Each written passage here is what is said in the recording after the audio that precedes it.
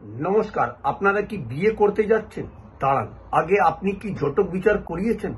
আপনার arrange marriage হোক বা লাভ ম্যারেজ হোক, যে কোনোই আপনি বিয়ে করতে যাচ্ছেন, তার আগে আপনার এটা সর্বদা খেয়াল রাখবেন কি জটক বিচার বাদে কোনোদিনই বিয়ে করবেন না। কেন জানেন? কারণ দুঃখ, কষ্ট যা কিছু যদি হয়, আপনারা বিয়ের পর কেন এটা আপনারা করবেন? যদি আপনার বিয়ের আগে আপনার যদি জন্মছকে কোনো যদি দোষ থাকে, সেই দোষটার উপায় যদি আপনি আগেই করে নেন, তাহলে অসুবিধা কোথায়? কিন্তু হ্যাঁ, এটা করার জন্য কি করতে হবে? আপনার যার সাথে বিয়ে পাকা হতে চলেছে, বা আপনারা পাত্র পাত্রী দেখছেন, বা আপনার কারোর সাথে রিলেশন আছে, আপনারা ভেবেছেন না আমি বিয়ে করব, 100 বার বিয়ে করতে পারেন, কিন্তু জটক বিচার করে বিয়ে করবেন।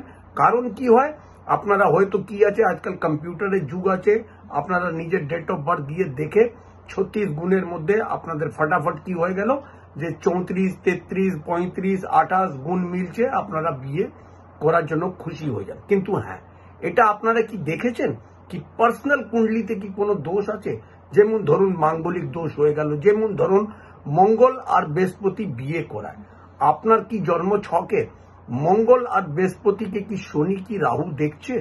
যদি শনি আর রাহু দেখছে, তাহলে আপনার জন্ম ছকে বিবাহিত জীবনে অতি অবশ্যই দুঃখ কষ্ট থাকবে।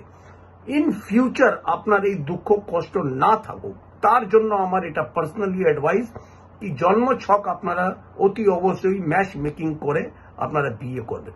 উপায়, সব জিনিসের উপায় আছে। আজ থেকে 50 বছর আগে এইসব ব্যাপার ছিল যে মাঙ্গলিক আছে, রাশি মিলছে না, ভটক দোষ আছে, এইসব দোষের জন্য বিয়ে করা যেত না। কিন্তু আজকালকার দিনের যেমনি সায়েন্স অনেক তরক্কি করে নিয়েছেন, সেইভাবে আমাদের যারা মহান জ্যোতিষী জ্ঞানী লোক যারা আছেন, তারাও অনেক জ্ঞান এইসব বার করেছেন, যে কোনো না কোনো রাস্তা বার করেছেন। কারণ আজকালকার দিনে 70% লাভ ম্যারেজ হচ্ছে। তার জন্য আমার এটা আপনাদের কাছে পরামর্শ আছে, আপনারা যারাই বিয়ে করতে যাচ্ছেন অতি অবশ্যই জটক বিচার করে বিয়ে করবেন, এবং তার সাথে সাথে এটা আপনারা দেখে নেবেন কি আপনার কি আদৌ আপনার জন্ম ছকে কোনো দোষ আছে কিনা। উপায় আমি আছি তো, উপায় আপনাকে বলবো, চিন্তার কোনো কারণ নেই। তাহলে আমার এই কথাটাকে মানবেন, মেনে চলবেন, লাভবান হবেন।